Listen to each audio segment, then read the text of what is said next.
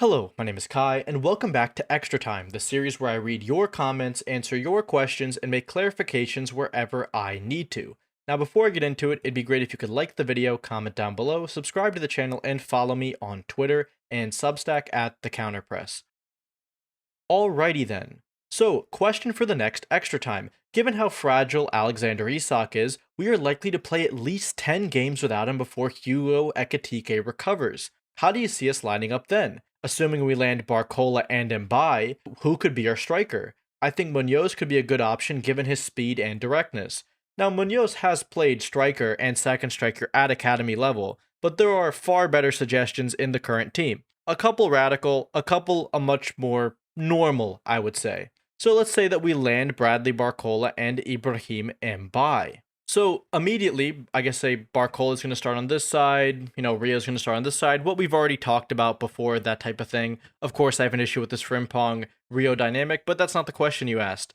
Basically, the answer is that Bradley Barcola would probably play here, Rio on the left-hand side, Munoz here, Mbai could also play on the right wing instead of Munoz. Munoz could play on the left instead of Rio and Gamoa. Mbai could play on the left with Munoz here. Maybe you put Rio here. Realistically, you probably wouldn't, though. I think your best team would probably be something like this. Maybe Munoz and Mbai are interchangeable. Mbai is maybe better as like an inside forward on the right, but I think Munoz is the better talent overall. So I would probably just do something like this. I think Barcola is more than good enough to do the striker role. He would be able to make the deep runs. If we wanted to do something really radical, like we want to do something really insane, you could do Florian Wirtz as a false 9. Maybe something like Trey in that here with Ryan in this position, forming sort of a box midfield in theory. Like you could have Dom and Wirtz in this position, your two wingers out here, right? Maybe one of them is still Bradley Barcola, so you swap Rio around, you put Barcola on this side, and you create a box midfield. We know Arne did this before.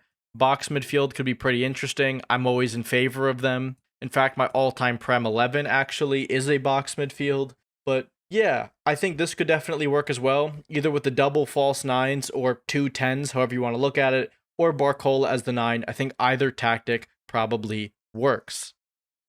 What do you think about Dom as the right wing fielder, Grab and Maka in the pivot? I've already talked about that I'd really like this, but I just don't think Iraola is going to do it. I think Grab and Mac was a good pivot, of course, when we won the league, like you're talking about, but now seems unplayable. And you say that you agree with my issues with Ryan as a 6. He can't really shield the defense particularly well, and Mac is physically declining. Understand the issues of it maybe blocking the path of young players, especially if someone like Mac stays around. But I can't understand how Andoni or Morrison are already part of our best 11. I think it applies. You really think it's a personnel issue, not a tactical one. I think Trey has basically played himself into the pivot. I actually think he's good enough to actually rotate. It's not just a personnel issue. As for Morrison, yeah, it's a bit of a personnel issue. I do think he's the best right winger that we currently have at the club. I think you could maybe say Munoz is better, but we don't really have a good fit at right back for Victor Munoz right now. If you get someone who's inverting, maybe he would be better than Morrison. I, of course, overrate Morrison according to a lot of people, and there's a high chance that Morrison actually just leaves on loan and we don't even see him this season, so maybe I'm wrong on the Morrison point. I just think that if you have a player who's that good in the under-21s, who is one of the best players in our academy, that not giving him a pathway directly into the first team kind of destroys a bit of the pathway argument that we've been talking about for so long. I know Rio and Trey are a bit of a caveat to this, Kumas, Chambers, but look, it's just kind of my opinion. Is it that the league has really changed that much? I think the league changing physically is very overblown. The league has always been particularly physical. I just think that we never really had the players to shield the defense and help in that aspect out of possession under Arne, and eventually teams figured out what you could do about not pressing and these types of things, going direct, and was really able to destroy us. Iraola is better at defending against this because he clearly puts a player there who occupies space to prevent us from losing that second ball, but even then, there's still going to be issues in terms of profile. So it's a bit of a personnel issue, it's a bit of a tactical issue, there's a lot of moving parts here. Has Maka declined that much? Yes, I do think he's physically declined a lot. I don't know why it's happened, but some players just fall off of a cliff very quickly. Maybe it was the lack of preseason last season. It's really difficult to tell. He's even going to have a truncated preseason this season, so we'll see something similar again. Do you see Grab as the kind of Trent figure who is going to decline defensively due to mentality? Yes, I actually do. I think his mentality is mostly what holds him back. I think his frame is perfect to be a great defender. It's why I've called him Yaya Toure light. I just think there's something with his mentality. Maybe Dutch players in general have a bad command of the out of possession game. Although we saw Cody Gakpo against the Monaco team, and he looked pretty good out of possession. So maybe it's just Grav personally. Maybe it's his belief that he was one of the best midfielders in the world, and it's kind of gone to his head. Difficult to say. But I do think some part of it has to do with the lack of intensity and tactical periodization that we saw last season that I think destroyed a lot of our players' fitness overall. Not players like Dom, obviously, but maybe Ryan Gravenberch, maybe Cody initially, maybe some others. Maybe that's the reason Alexis McAllister could never develop fitness either. I'm really interested to hear your opinion on this, as I don't have enough information to know which are limitations and which are caused by slot. I think a lot are caused by slot in terms of the out-of-possession game, but I do also think that we don't have the tactical fits anyway, like the profile fits anyway, to do what we want in terms of our rest defense. It's why I kind of let slot off a bit in terms of, like, I still think that that team was very much capable of finishing third. We shouldn't have been pipped by Man United, but I do kind of feel for Slot in terms of, like, we probably weren't going to be able to challenge for a title once he was found out in the way that he was. But I also think that he put it on himself for doing this periodization, for really neglecting the out-of-possession game, because that's kind of why it happened. And in a similar vein, how was Ryan Gravenberch very good 2 years ago, and now he looks completely lost? It's because when he was playing the 6, he wasn't really playing the 6. Sure, he was the deepest player. Alexis held his hand a bit in terms of the positioning, and teams kept pressing him, and when pressed, Grav can just carry past you and then progress the ball forward into Dom, who's also doing this out-of-possession game stuff very well, and we were able to have a clear line of progression using Grav's carries. Eventually, people realized that Ryan can't really defend particularly well. If you don't press him, he's not going to progress particularly quickly. Iraola is starting to change this through automations a bit and getting Grav to pass first time, but even then, he's still not elite at it. He's always going to be carry first, and because of that, there's a bit of an issue with him playing the 6 when he doesn't have that elite defensive ability and ability to cover the defense. He was only really successful because of teams not realizing how he played, as opposed to him doing anything specifically. We were sort of just lucky. It's why you saw the fall off happen March of that season, right? March of 2025 is when Grav started to fall off, and it wasn't because of him, it was because he got found out. Like always, I get a billion transfer suggestions that people always have. Some are repetitive, so people who want to skip through it, you can, but I'm going to go through it. I guess other than Barcola, we might not sign another attacker to promote Rio development. I think we still will, like Ibrahim and Bai. And the same logic is applicable for replacing Gomez with Kwanzaa. I think we're actually going to be replacing Verge at some point with Kwanzaa. Which player do you prefer between Endrick and Brahim Diaz? Personally, I think Brahim Diaz isn't really a good fit for the squad. He would be a backup 10 and a decent playmaking right winger, but he honestly doesn't move the needle in either position. I'd rather just develop Morrison at that point. No. I would take Endrick in a heartbeat. I just don't know if Real Madrid are going to sell. I think they want to loan him out because he's an elite talent, and we're not going to pick up a player on loan without an option to buy. And if there is an option to buy, Madrid are going to want a sell-on clause or a buyback clause that's going to control his future. We probably wouldn't do that either, so no to Endrick, even though I think he'd be a good profile fit. I think he'd even be a better fit than Ryan because we've seen more sample size from Endrick. Of course, they both only had like 6 months in the top 5 leagues, but we've seen Endrick play for Real Madrid before, and he's also much more of a highly regarded talent, moved to Europe much earlier, that sort of thing. I think Mukiele as a stopgap right-back, center-back hybrid would be a great signing. There is a 0% chance that he is going to leave Sunderland right now. And even if he did, would we really sign him? Would they loan him? We would have to pay money, and that's just not going to happen for a player of his age. I like Nordi Mukiele. It was decent business from Sunderland, but it's not going to happen for us. We're not going to be able to get him. Feels very Latrell Gershrouda for us. I don't think that's the solution we're going for. Clearly, we need a midfield option. I agree. To be honest, if Sangare, Kamara, Kone are still too much, why not Mandela Keita? A lot of the similar on-ball limitations to Endo, but he has great tackling timing, good fundamentals, super physical. I actually completely agree. I wouldn't mind us taking a punt on Mandela Keita. I think his development hasn't really gone the way I'd want. He'd be good at shielding the defense. He's physical enough. Of course, you would probably want to sign a player who has played for a bigger team than, Parma. But then again, we signed Giovanni Leone from there too. But Keita, 24 years old, he's at a decent age in his career.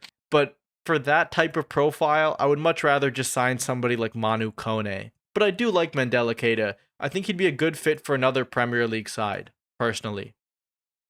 Thoughts on Ismailo Ganu, Ezri Konsa, Manu Kone, Barcola, and Minte. So we're probably not going to get Minte with the links to Mbai, but I assume this was sent before the links to Mbai kind of came to fruition. But I would love Yankuba Minte. I think people have heard me wax lyrical about Yankuba Minte. We all know that Minte could play on the left and be this like elite crosser, facilitator, Jacob Murphy on steroids. You could also develop him into an inside forward outlet player who scores goals in a similar way to a Bradley Barcola. Him and Barcola together would be pretty good out of possession in terms of pressing, both really fast, aggressive. Minte would do a good job too if you wanted him to do the one high, one low, with Barcola doing this attacking role and Minte kind of being further back, looping these crosses to the back post. I think he could do it and it would look very good, but I doubt we would get both, especially because of the cost for Minte. I think we only want to spend big money on one attacker, and it would probably be Bradley Barcola. In terms of the other players, yeah, Manu Kone was my sensible transfer pick. Of course, I'm all in for him. I'd love to sign him. He could shield the defense, upgradable in a few years, but solid for a couple of years. Been linked for ages. The scouting team already like him. The data team already like him. Great signing. Ganu, I think, makes sense, but with the Araujo signing, a bit less. I think we no longer need a right back who can cover at center back. We probably just need a right back who can cover at left back. That's not Ismailo Ganu, and that's not Ezri Konsa. Konsa, of course, would move the needle as a right center back, could also play right back. Maybe Jake could play right back, but I think with the money that Villa are asking for him, we're probably not going to bite. With United going for Santos and Tielemans, could Liverpool swoop in for Baleba? The issue with this is that Carlos Baleba is now injured. I would have liked Carlos Baleba, or he's not going to be fit for the start of the season at the very least. Baleba could have even maybe played left back at a push. He would have been a great fit with Dom. He could have been a great fit with Angelo Stiller, but I don't think we're going to go for someone like Stiller. There's a reason he's not moving. He's very similar to an Adam Wharton, but he's German. He's not homegrown. I don't see us going for him. He'd be a good fit with Lamine Camara as well. I really like Carlos Baleba. He's carry first, sure, it's why he gets grab comparisons, but different player to Ryan. He's much better defensively. Ryan's an even better carrier, better further forward. Baleba can shield the defense. He can play out wide, inside or outside the block. His stock is very much down right now, so you could probably get him for a much more reasonable price from a usually unreasonable Brighton team. But no, I'm going to say that we probably can't get Carlos Baleba. We probably wouldn't move for him now.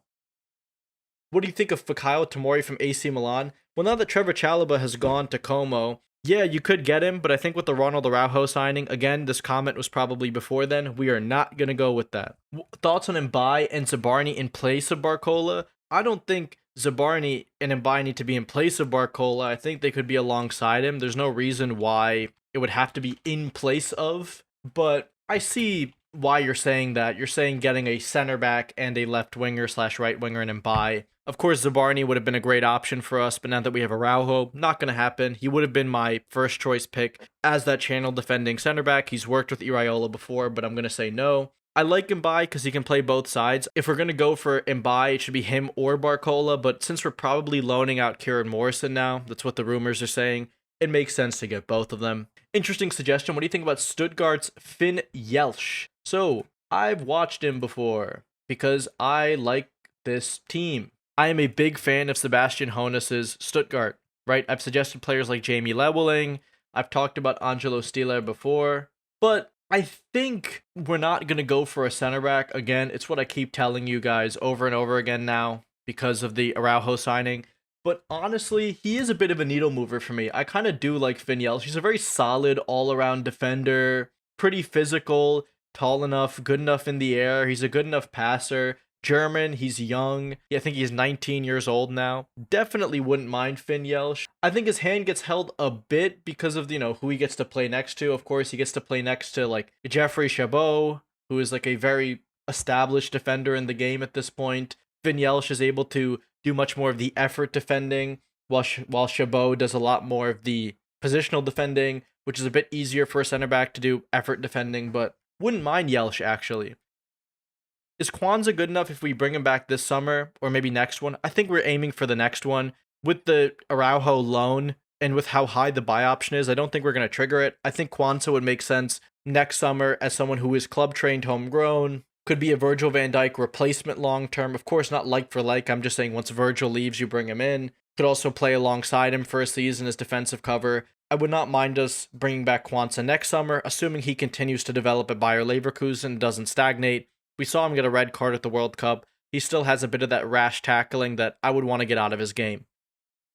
Do you think Rio Ngamoa could be the best left wing in the world? I've been asked this before. My answer is still yes. I think he's a ways away from it. I have doubts over Rio, especially if his pace started to decline. Is he going to be able to consistently be a goal scorer off the left-hand side? Will he be hampered by playing on the right for a while? But ultimately, I think yes. I think he's similar-ish to Raheem Sterling. I think he's better in some ways, somewhere between Raheem Sterling and Kylian Mbappe in terms of how he plays. I think he could definitely be one of the best in the world, but it's difficult to say whether or not he will be one of the best in the world. Elliott is obviously an option as a number 10. He's obviously an option as a right winger.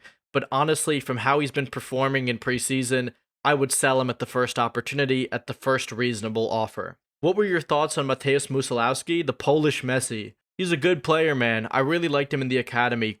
Incredibly good dribbler, the fastest feet that you'll ever see. Really, really cute on the ball with his short passing and link up, but he just never had the physicality. He never seemed to care enough. And those types of players reminds me a lot of like Jason Kumas. Not Louis Kumas, his father who played for West Brom. Jason just never really asked, didn't really care. And similarly with Musiałowski, he never really cared enough. He was kind of the opposite of Frauendorf for me. Frauendorf used to really try really hard, but his technical level was on the floor. He just wasn't good enough. Musiałowski was very much the opposite for me. Who do you think is delaying, blocking, holding, or transfer activities? I mean, it's always us looking for the best player, the best option. It's some communication between the data team, probably have a bunch of players they like, but then they do the eye test stuff and are like, I don't like this guy. And then is it worth paying for this guy based on this sample size? And then the manager is, would this guy even fit in my system? It's always this back and forth that delays it. And without having a full-time sporting director, it's very difficult to have these agent negotiations. Like, if you can find a player who has a release clause like a Munoz that you can just trigger, it's pretty easy. But otherwise, this is pretty difficult. My realistic starting 11 for our first two matches, I think if Iraola had the cojones, he would start Trey and Yoni, but realistically, he's probably going to start Ryan Gravenberch, Frimpong, Kirkez, Van Dijk, Jake. If Jake is not fit, Araujo maybe, potentially right away. Munoz, Rio, and Isak. Might swap the sides, but I think that's what's going to happen. I doubt Barcola is going to be done before the Como game, and I think if he's not done before the Como game, he's not going to start in the first game. Might start in the second, but this is probably the team that you can bet on, barring maybe Barcola for Munoz and swapping the sides with Rio on the right, as to what our team will look like. Because who else is going to be at right back, realistically? It's going to be Jeremy Frimpong. He's not going to start Calvin Ramsey, is he? So that's probably the team that I would go with. It's the team that I've kind of set up and the one I'll have going forward. I think Morrison's more likely to go out on loan, even though I don't want that to happen. What would be your preferred midfield with our current squad, plus one midfield signing? Kone and Szoboszlai, I explained it in my Sensible Transfers video. Do you think that if he ever rotates Veers, Iraola will play a midfield 3? He'll stick with a double pivot with Dom in the 10 probably. Kone, Gravenberch double pivot. Maybe Kone, Dom double pivot with Gravenberch in the 10. We haven't seen him do that, but maybe. And why didn't any other team sign Mamadou Sangare? I have literally no idea how Brentford got away with this. Because Mamadou Sangare is one of the best midfielders in Ligue 1, part of the team that finished second out of nowhere in Ligue 1. So many of those players from RC Lens should have gone to big teams like Ismailo Gano, Samson Baidu. No idea how either of them are still at Lens either. But yeah, no idea. They have one of the best scouting teams in the world. Fair play to them. Am I the only one that doesn't want Barcola? Don't get me wrong, he's an incredible player, but we have so much pressure / expectation from last summer with the £450 million spent and 200 million plus players. Barcola would only add to that. And since this is a season in transition, wouldn't it make sense to buy younger players, to mature with the rest of them, El Mala, and save money, and to invest in a clearly sparse squad? I take pride in our club for making shrewder signings and hate our ethos falling into the likes of Chelsea, etc. It's like when Klopp said, like, when an £100 million player happens, right? When we sign one, like, I won't be there or whatever. Look, our club is always going to spend big money on a player they're convinced by. If you're not convinced by Barcola, let me sell you this. I've been selling this to a lot of people on Twitter who don't like Barcola and don't like the money we're spending. We're spending money in order to still be in the conversation. If we signed a bunch of young players and used Iraola's ability to develop them, we could maybe finish 5th. But we'd be writing off our season. We wouldn't be able to win any cups, no Champions League run. We would just be getting knocked out in multiple quarterfinals, crawling our way to 5th place, probably in the first half of the season being 8th or 9th, going on a run, that type of thing. Our fans wouldn't like that. A lot of other of our competitors would think that we've massively fallen off, that we've taken the pressure off our players, that type of thing. We're paying $100 million to remain in contention. Signing Bradley Barcola gives you that ability to maybe finish 3rd, maybe get to the semifinals or the finals of the Champions League, maybe win a domestic cup. Barcola would be able to get more goals and assists than really any of these young players. He's proven now. He's a long-term target. It shows that Liverpool are still in the game. We're still an attractive place for superstars to go to. It's not just a place where we develop talent. We can still sign these big names. And I think that's still important in a club to get one marquee signing at the very least over the line. So far, we've signed Xhaka and Munoz, 2 young players who are hungry to develop. Signing somebody like Barcola is a statement. You need to still do that as a club. It's much more than just, looking at the most high potential players in FIFA or Football Manager, signing them and developing them. You need to sign players who are a bit more expensive, maybe a lot more expensive, who are a bit older in order to maintain this view of what Liverpool is, keep it as a very attractive place to go, to not just develop, but to win things, for superstars to go, win things, win games, that sort of thing. Liverpool don't write seasons off.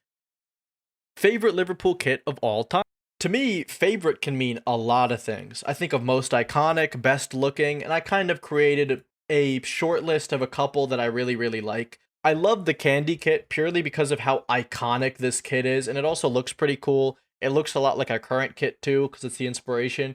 Barnes, Rush, Dalglish, the 1990 title, this is iconic for me, and also looks very good. We also have more recent kits, right? We have the 17-18 kit with Mo Salah coming through. I have good memories of this. Mo Salah getting all of those goals in his first season. The 1920 kit, us winning the league, really iconic. I love the lines. I love the yellow LFC thing. Very, very beautiful aesthetic kit. I actually own both of these kits. This one, I actually have Mo Salah on the back of it. I have a Mo Salah kit from that season where he scored all of those goals. I got it right away because I'm a Muslim. I was inspired by him. And I have a Mane kit for this one. So really, really happy with those two. Of course, you got to go with this Luis Suarez kit. I always think of it as the Luis Suarez kit. I want to buy this one. I don't have this one. Really, really quintessential Liverpool. Suarez, Sterling, Daniel Sturridge, that title challenge. Really, really iconic kit for me. We, of course, then have the Carlsberg Liverpool kit that we had in that Istanbul final. Really, really iconic for me. I wish I owned this one too. Incredible, incredible kit. One of the ones that I do own, I have this Liverpool kit as well with Stevie G on the back. Another really, really good iconic kit. I just think of Fernando Torres and Steven Gerrard every time I see it. These are my favorite kits because they all look good at the very least. Some of them are more iconic than others. And this is the creme de la creme of Liverpool kits, in my opinion. There are probably more that I missed out on, but these are the 6 that immediately came to my mind. I would put away kits here, but come on, I gotta go a home kit for favorite kit of all time. I'd maybe think of away kits and put that in another video at some point. Maybe re-ask that question after this comes out, and I'll put my favorite away and third kits as well.